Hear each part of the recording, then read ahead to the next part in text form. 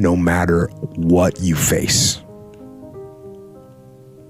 No matter how bad it is going to be, when there is a challenge. And by a challenge, I mean anything in life, any challenge, anything that you're facing. The only way to overcome the challenges that you face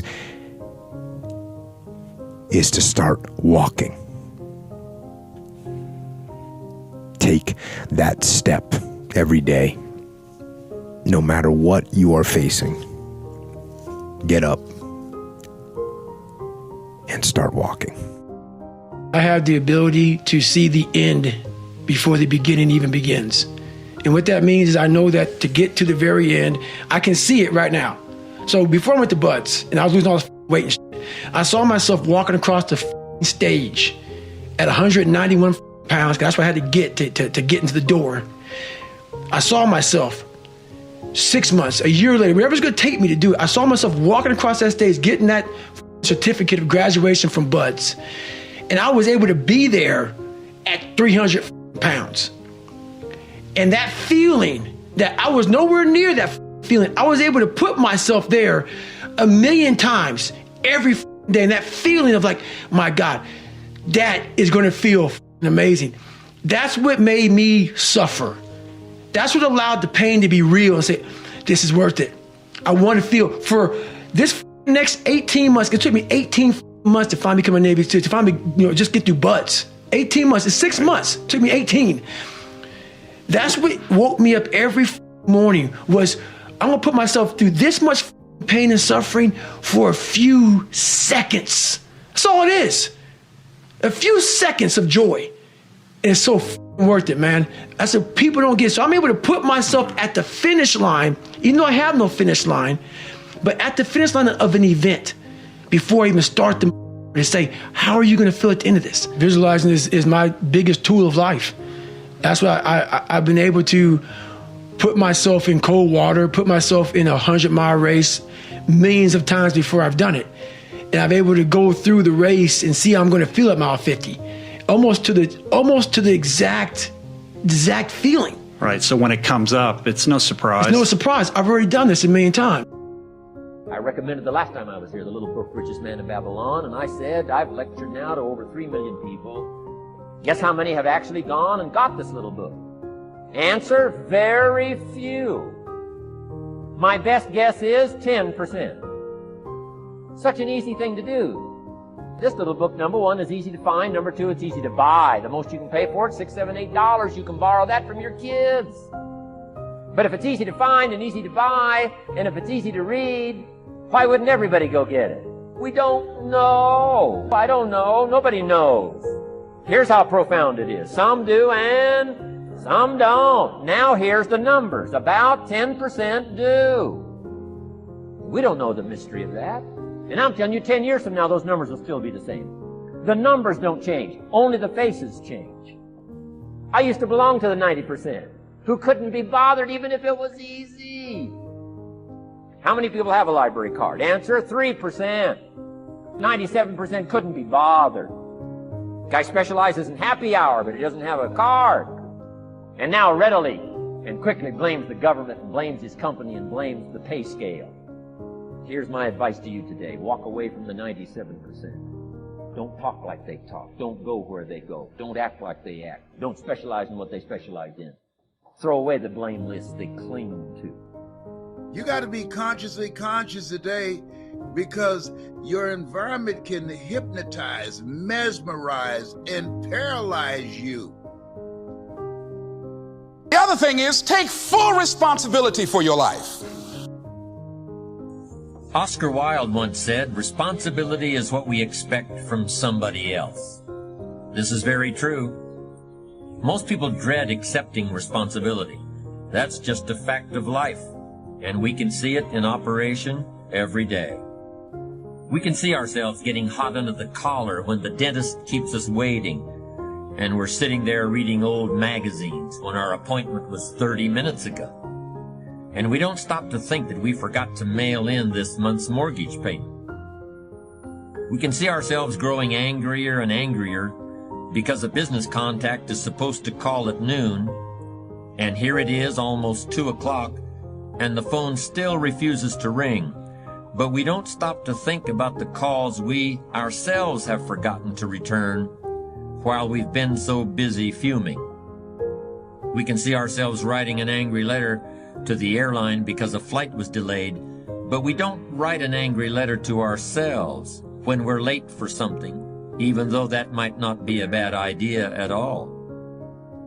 Yes, we can see avoidance of responsibility all the time in both our personal and professional lives. And here's something else we can see just as often. We can see that most people aren't as successful as they wish they were. Do you see there's a connection between these two very common phenomena? I certainly do, and by the end of this session, I hope you'll agree with me. I hope you'll understand that it's in your best interests to take responsibility for everything you do. But that's only the beginning. I'm also going to suggest that many times it's even best to accept responsibility for the mistakes of others, especially when you're in a managerial or leadership role. I can hear you saying, "What? Accept responsibility for someone else's mess-ups? Why would I want to do something like that?" Well, that's a fair enough question, and over the next few minutes, I'll try to answer it. One of my weak points in my personal life is I don't like technical stuff. So even though I have to be on Twitter and Instagram and Facebook, I don't care for that. So guess what? I find somebody who loves to do that. You know, I find somebody who has a strength where I have a weakness, and I partner with them. All you're trying to do is get to the goal. No one gets there by themselves. Everybody needs help. Now, when you know what you got going for you, be confident, not cocky. Managing your strengths, knowing what they are, and don't let nobody talk you out of it. And that gets you fight ready. You get fight ready like that. You got to know you. Helps you develop your skills. All the while, you're developing your strength. You just got to keep developing the strength. Don't let anybody talk you. At the same time, you must work on improving your weaknesses. So I've had to, in spite of myself, get on Instagram, get on Twitter, get on Facebook. I got to do the videos whether I want to or not, because the world is moving to social media. If I had as many followers as Kim Kardashian, I probably wouldn't even have to do this TV show.